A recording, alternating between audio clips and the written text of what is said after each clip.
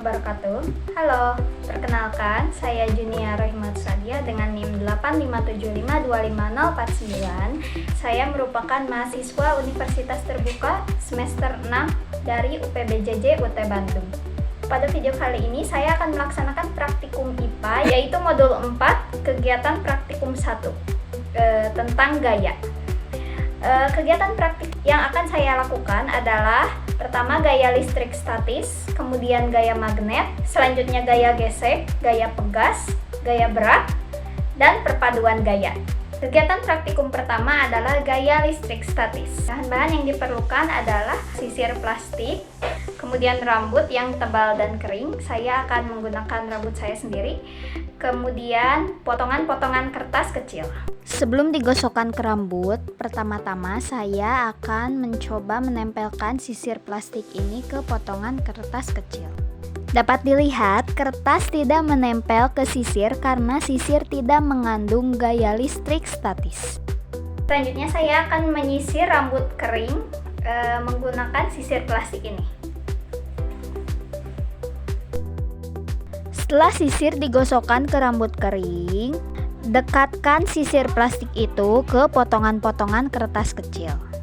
Dapat dilihat, kertas-kertas potong kecil itu menjadi tertarik ke sisir karena sisir plastik menjadi bermuatan listrik sementara. Hal ini dikarenakan gosokan antara sisir dengan rambut kering menghasilkan fenomena listrik statis.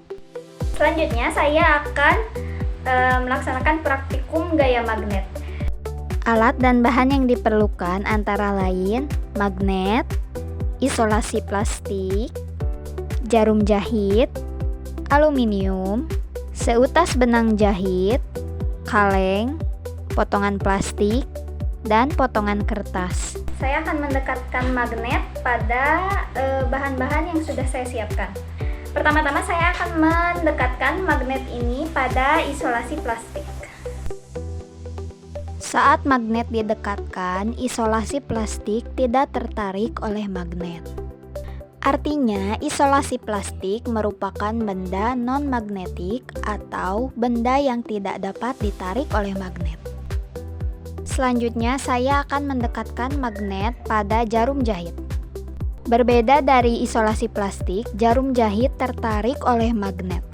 Artinya, jarum jahit merupakan benda magnetik atau benda yang dapat ditarik oleh magnet. Selanjutnya, magnet juga akan didekatkan pada aluminium. Aluminium tidak tertarik oleh magnet, yang artinya aluminium termasuk benda non-magnetik. Selanjutnya adalah benang jahit. Sama seperti sebelumnya, benang jahit juga tidak tertarik oleh magnet, yang artinya benang jahit merupakan benda non-magnetik. Kemudian saya akan mendekatkan magnet pada kaleng.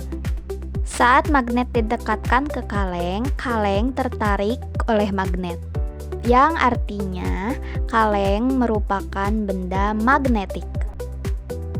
Selanjutnya adalah potongan kertas. Saat magnet didekatkan ke potongan kertas, benda tersebut tidak tertarik oleh magnet, artinya kertas termasuk benda non-magnetik. Terakhir, saya akan mendekatkan magnet ke potongan plastik. Sama seperti kertas, plastik juga tidak tertarik oleh magnet, yang artinya plastik merupakan benda non-magnetik. Selanjutnya, saya akan melaksanakan praktikum gaya gesek. Bahan-bahan yang diperlukan adalah neraca pegas, kemudian balok, dan alat tulis. Pertama-tama saya akan meletakkan sebuah balok di atas meja, lalu kaitkan ujung neraca pegas pada balok. Kemudian saya akan menarik neraca pegas secara perlahan-lahan ke kanan, lalu mencatat berapa gaya yang dibutuhkan oleh balok untuk bergerak. Saat saya menarik neraca pegas ke kanan secara perlahan-lahan, banyak gaya yang diperlukan oleh balok untuk bergerak adalah 0,4 Newton. Begitu benda sudah bergerak, gaya geseknya cenderung mengecil dan menjadi lebih stabil, yaitu 0,1 Newton. Selanjutnya saya akan mempraktikkan gaya pegas. Bahan-bahan yang diperlukan adalah karet gelang, penggaris, beban 20 gram, dan juga statif. Pada praktikum ini saya akan menggunakan rak gantung, tiang dari rak gantung sebagai statif. Pertama-tama, ambil seutas karet gelang, kemudian ikatkan di ujung statif.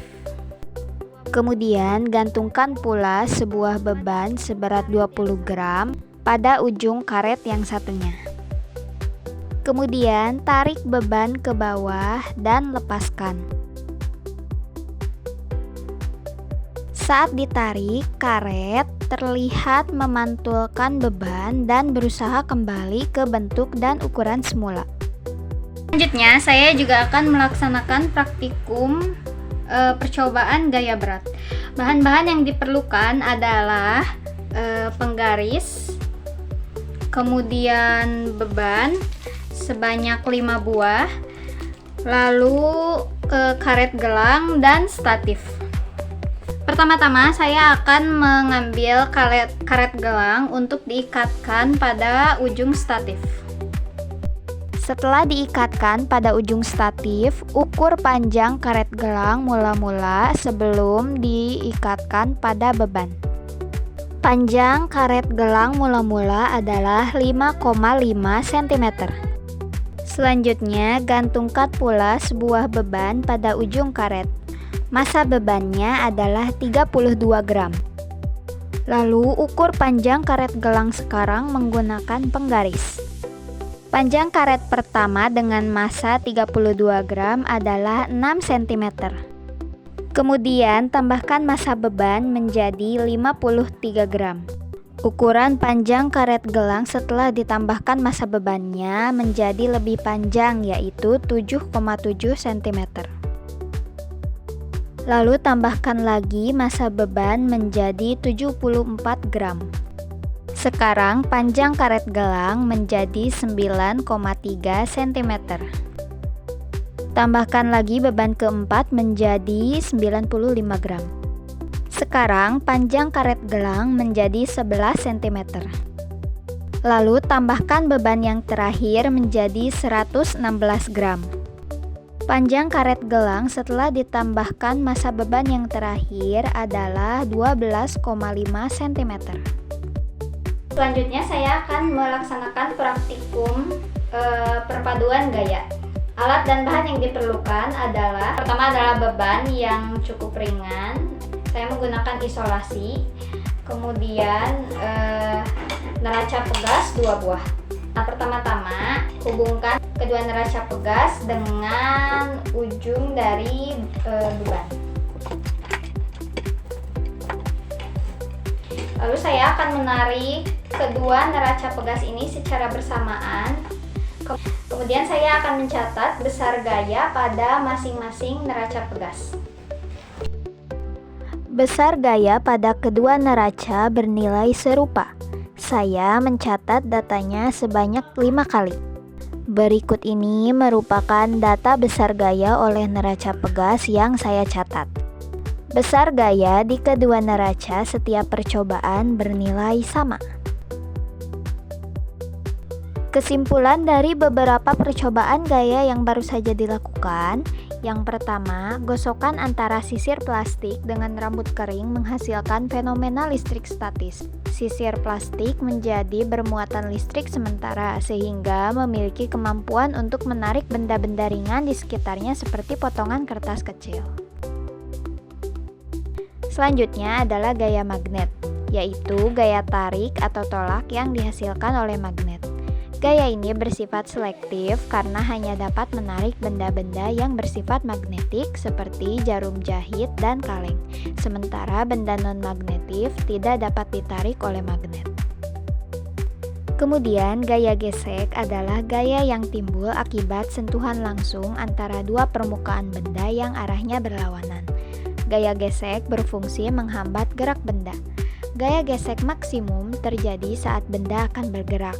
Begitu benda sudah bergerak, gaya geseknya cenderung mengecil atau menjadi lebih stabil. Kemudian, gaya pegas adalah gaya renggang atau gaya pulih yang dihasilkan oleh benda yang memiliki sifat elastis. Ketika karet beban ditarik ke bawah lalu dilepaskan, karet tersebut akan memantul dan kembali ke bentuk semula. Selanjutnya, gaya berat adalah gaya tarik bumi atau gravitasi yang bekerja pada suatu benda bermassa. Semakin besar massa beban yang digantungkan, maka semakin panjang pula karet gelang tersebut merenggang. Hal ini membuktikan bahwa pertambahan panjang benda elastis berbanding lurus dengan gaya berat beban yang diterimanya. Terakhir, jika suatu benda dikenai dua gaya yang sama besar tetapi berlawanan arah, maka resultan gayanya adalah 0. Akibatnya, benda tersebut akan tetap seimbang atau diam.